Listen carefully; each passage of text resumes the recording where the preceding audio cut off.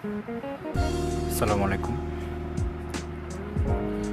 আমি আজকে হাজির হয়েছি টেক্সটাইল ডিপার্টমেন্টের টেক্সটাইল ফোর্থ সেমিস্টারের ফেব্রিক ম্যানুফ্যাকচারিং 2 সাবজেক্টের প্রথম অধ্যায়ের অবশিষ্ট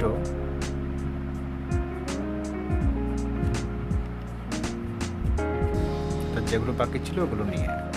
প্রথমে আমি দুইটা ভিডিও করেছিলাম প্রথম অধ্যায় নিয়ে। আজকে অবশিষ্ট পড়াগুলো পড়িয়ে দিব। প্রথম অধ্যায়টার নাম ছিল শেডিং। আমি শুরু থেকে পড়াচ্ছি কারণ আমি সবগুলা অধ্যায় শেষ করাবো এবং শুরু থেকে পড়াচ্ছি এই কারণে যেহেতু দীর্ঘদিন কলেজ বন্ধ ছিল এবং তোমরা পড়ালেখা থেকে দূরে ছিলা, যার কারণে হয়তো যেহেতু এটা টেকনিক্যাল পড়ালেখা এগুলো হয়তো ভুলে যাওয়ার সম্ভাবনা, কারণ এখানে রিডিং সবাই পড়তে পারে, বাট কিন্তু রিডিংয়ের যে কথাগুলো অনেকেই বুঝবেন, যেহেতু এটা টেকনিক্যাল লাইন, এখানে টেকনিক্যাল স্টাডি, এখানে কিছু কথা আছে যেগুলো অনেকেই কিন্তু বুঝতে পারবে না। শেডিং কি, ক্লোজ শেড কি, ক্লোজ সবাই বুঝবে, ওপেন শেড কি, ওপেন সবাই বুঝবে, হ্যাঁ, পিকিং কি, বিটিং কি অনেকেই বুঝবে না, যেহেতু তোমাদের এটা টু মানে টু তো তোমাদের স্টার্ট, ওয়ান তোমরা পড়েছো কিন্তু ওয়ান পরে তার টু বুঝবে না, টু তো আবার নতুন পড়া নিয়ে আসছে। তাহলে এখানে ছিল, আমি গত ক্লাসে এই যে বিভিন্ন শেডিং মেকানিজমের চারটা যে শেডিং মেকানিজম আছে, জাস্ট এগুলো এই পর্যন্ত পড়িয়েছিলাম। বাট এখানে যে এই চারটা যে এখানে বর্ণনা দেওয়া আছে, ট্যাপেড shading, dobby shedding, jacquard shading, ল্যাপেড শেডিংয়ের যে বর্ণনা দেওয়া আছে, আমি এই অধ্যায়ে বর্ণনাগুলো পড়াবো না। কারণ কেন পড়াবো না, পরবর্তীতে আমরা এই যে ট্যাপেড shading, dobby shedding, jacquard shading, ল্যাপেড শেডিংয়ের আলাদা অধ্যায় পাবো, ওখানে চিত্র সহকারে আমি এই মেশিনগুলোর বর্ণনাগুলো পড়াবো। ওকে, তাহলে আমি এটা স্কিপ করতেছি। আমি ওই পড়াটা স্কিপ করে আজকে পড়াবো। তোমরা দেখতে পাচ্ছ, নিশ্চয়ই দেখতে পাচ্ছ। ওকে, বিভিন্ন প্রকার শেডের সুবিধা ও অসুবিধা,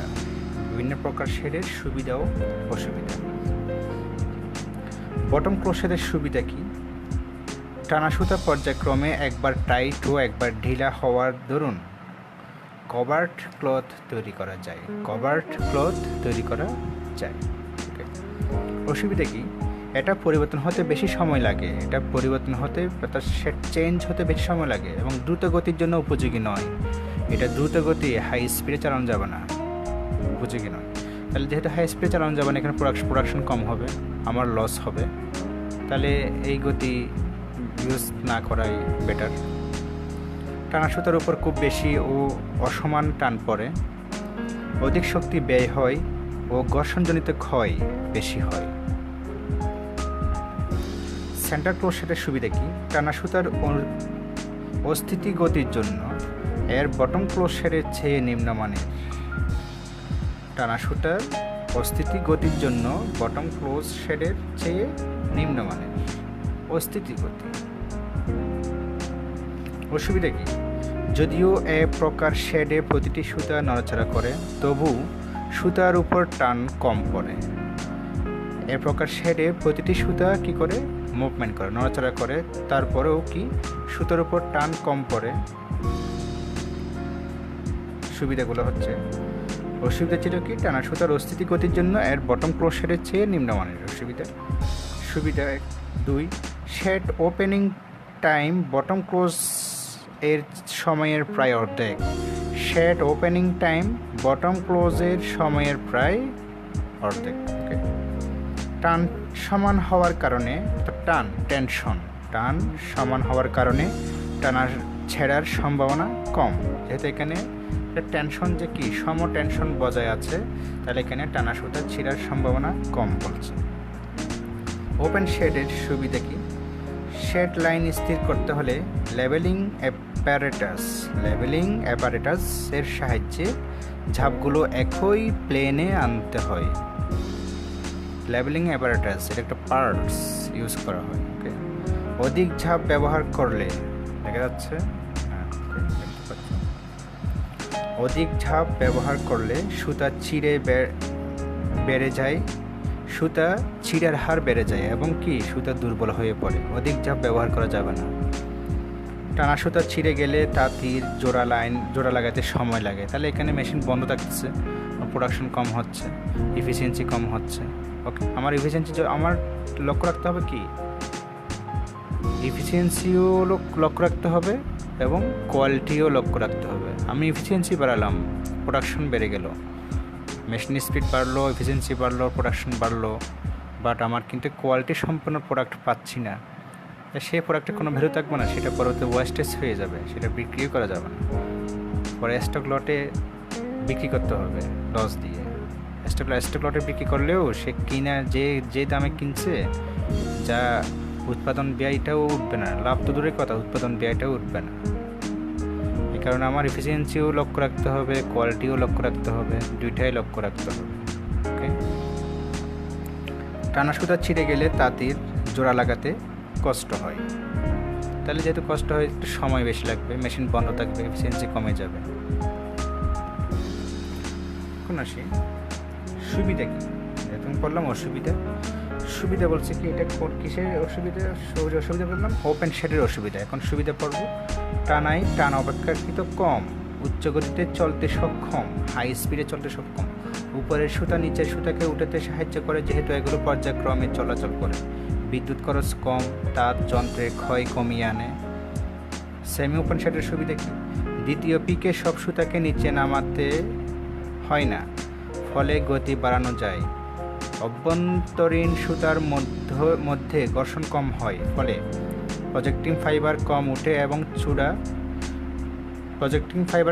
এবং সুতা ছেঁড়ার সম্ভাবনা কিছু কম। প্রজেক্টিং ফাইবার কি আমরা জানি, হিয়ারনেস, সুতার উপর যে আলগা যে আঁশগুলা, প্রজেক্টিং ফাইবার, এগুলো উঠলে আমার কি হয়ে যাবে, গুটি বেঁধে যাবে। কারণ আমার সুতা শেড কটন হওয়ার পরে কি যাচ্ছে, আমার পিক যাচ্ছে, পিককে বাড়ি দিচ্ছে কে, পিট করতেছে কে, আমার রিট।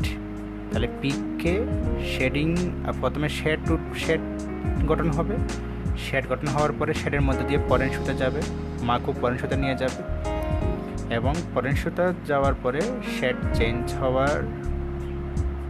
যখন চেঞ্জ হবে তখন বিট মানে কি বাড়িয়ে দেওয়া, বিট করে ওই সুতাকে ফেল অফ দ্য ক্লথ, অর্থাৎ কি পূর্বে বয়নকৃত কাপড়ের সাথে মিশিয়ে দিবে, ফেল অফ দ্য ক্লথের সাথে মিশিয়ে দিবে। এই যে মিশানোর সময় রিডের তারের সাথে টানা সুতা একটা ঘর্ষণ হচ্ছে, এই ঘর্ষণের কারণে টানা সুতা যদি শক্তি সম্পন্ন না হয় সুতা চিড়ে যাবে। সুতার উপর যদি প্রজেক্টিং ফাইবার বেশি থাকে, সুতাগুলো রিডের ঘর্ষণে একটা কুচকিয়ে গুটি বেঁধে যাবে। এই গুটি বাঁধলে এটা একটা ফল্ট হিসেবে দাঁড়াবে, গুটির ফল্ট। এখানে কিন্তু একটা ইন্সপেকশন চার্ট আছে, ফেব্রিক ইন্সপেকশন চার্ট আছে, একটা ত্রুটি লিমিট আছে, লিমিট ক্রস করলে কিন্তু এটার পরবর্তী ওয়েস্টেজ হয়ে যাবে। যে বললাম কোয়ালিটি সম্পন্ন প্রোডাক্ট উৎপাদন করতে হবে, আমাকে কোয়ালিটিও চেক করতে হবে, আমাকে এফিসিয়েন্সিও চেক করতে হবে, সব কিছু চেক করতে হবে। আমাকে প্রোডাকশন ম্যানেজার এফিসিয়েন্সির জন্য চাপ দিবে, এফিসিয়েন্সি হচ্ছে না কেন, বাট সেটা আমাকে হজম করতে হবে। আবার কোয়ালিটি খারাপ হলে আমার চাকরি থাকবে না, কিন্তু কোয়ালিটি খারাপ হলে অনেক সময় চাকরিও থাকবে না। এই জন্য এফিসিয়েন্সি কম হলে চাকরি থাকবে, কিন্তু যদি কোয়ালিটি কম হয় সেটা কিন্তু অনেক বড় একটা ঝড় হয়ে যাবে কিন্তু, যদি কোয়ালিটি খারাপ হয়। এই মেশিনে কে ছিল, এই শিফটে কে ছিল, কোন অফিসার ছিল, কোয়ালিটি খারাপ হয়েছে কেন, বাট এফিসিয়েন্সি খারাপ হয়েছে কোনো সমস্যা নাই, এফিসিয়েন্সি কম হয়েছে কোনো সমস্যা নাই, কিন্তু কোয়ালিটি মেন মাথায় লক্ষ্য রাখতে হবে। এগুলো বলা যাবে না, ওনাদের কথার প্রশ্নের কোনো উত্তর দেওয়ার দরকার নাই, জাস্ট হজম করতে হবে।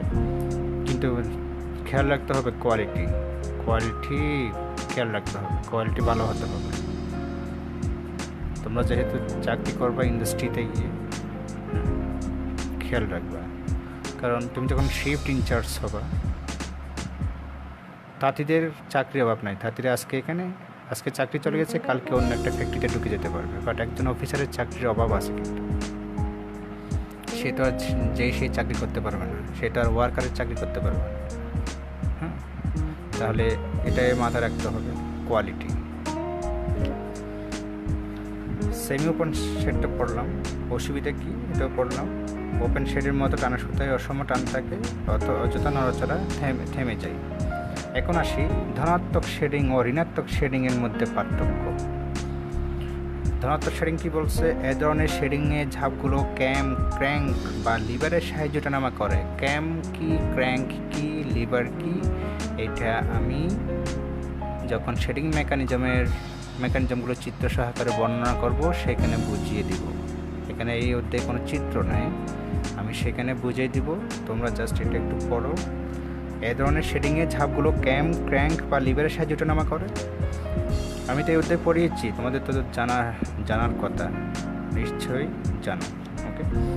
আর ঋণাত্মক শেডিং কি বলছে? ঝাপ ওঠানোর জন্য ক্র্যাঙ্ক বা লিভারের সাহায্যে নেওয়া হয় এবং নামানোর জন্য স্প্রিং লিভার ওজন ব্যবহার করা হয়। এখানে বলছে কি, শেডিংয়ের ঝাপগুলো ক্র্যাঙ্ক লিভারের সাহায্যে ওঠানামা করে, কিন্তু এখানে ওঠানোর সময় কিন্তু ক্র্যাঙ্ক বা লিভার ইউজ করা হয়, বাট আবার নামানোর সময় কি একটা স্প্রিং লিভার ওজন ব্যবহার করা হয়। এই যে এক্সট্রা একটা পার্টস ব্যবহার করা হয়েছে, এটাই হচ্ছে ঋণাত্মক শেডিং। ওকে।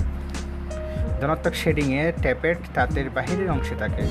ট্যাপেট কোথায় থাকে? তাঁতের বাহিরের অংশে। ট্যাপেট কি একটি শেডিং মেকানিজম? যেটা বলছি আমি, শেডিং মেকানিজম 4টি: tappet shedding, lappet shedding, dobby shedding, jacquard shedding. ধনাত্মক শেডিংয়ে ট্যাপেট তাঁতের বাহিরের অংশে থাকে। ঋণাত্মক শেডিংয়ের ক্ষেত্রে ট্যাপেট তাঁতের ভিতর এক প্রান্তে বা মধ্যে থাকে। এই মেকানিজমে অতিরিক্ত জায়গার প্রয়োজন হয়। এই মেকানিজমে অর্থাৎ ঋণাত্মক শেডিংয়ে অতিরিক্ত জায়গার প্রয়োজন হয় না। ধনাত্মক শেডিংয়ে আলাদা কোনো যন্ত্রপাতির প্রয়োজন হয় না। ঋণাত্মক শেডিংয়ে আলাদা যন্ত্রপাতির প্রয়োজন হয়। ওই জন্য নামানোর জন্য ওজন লিভার বা স্প্রিং ব্যবহার করা হয় বললাম। ওই যে বললো কি, চাপ নামানোর জন্য অতিরিক্ত ডিভাইস থাকায় অতিরিক্ত যন্ত্রাংশের প্রয়োজন, যেমন স্প্রিং, লিভার, ওজন প্রভৃতি। এ ধরনের শেডিংয়ে খরচ কম। কোন শেডিংয়ে? ধনাত্মক শেডিংয়ে খরচ কম। ঋণাত্মক শেডিং কি বলছে? খরচ বেশি। ধনাত্মক শেডিং ডবি ও জ্যাকারে সাধারণত এ ধরনের মেকানিজম থাকে, তবে বিশেষ কিছু ট্যাপেটে মেকানিজম আছে। ধনাত্মক শেডিং। ঋণাত্মক শেডিং কি বলছে? বিভিন্ন প্রকার ট্যাপেটে এ ধরনের মেকানিজম ব্যবহার করা হয়।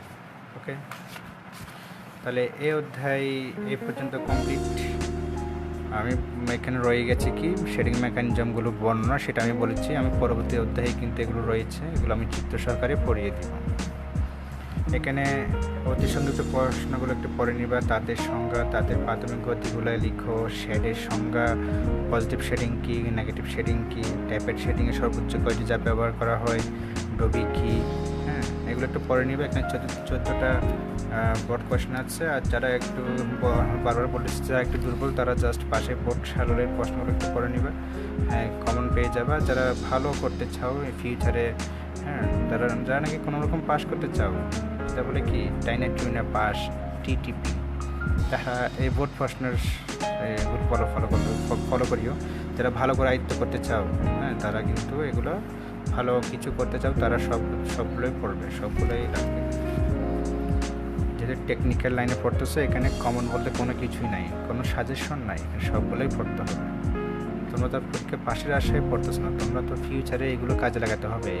তোমরা এটা তো আর জেনারেল লাইনে পড়ো না। আমি এই ইকোনমিক্সে অনার্স করলাম, তারপর আমি গভর্নমেন্ট জবে অ্যাপ্লাই করতেছি। ওখানে পরীক্ষা আসতেছে কি হাই স্কুলের, তোমার 6 to 10 এর ম্যাথ, ইংলিশ, সাধারণ জ্ঞান।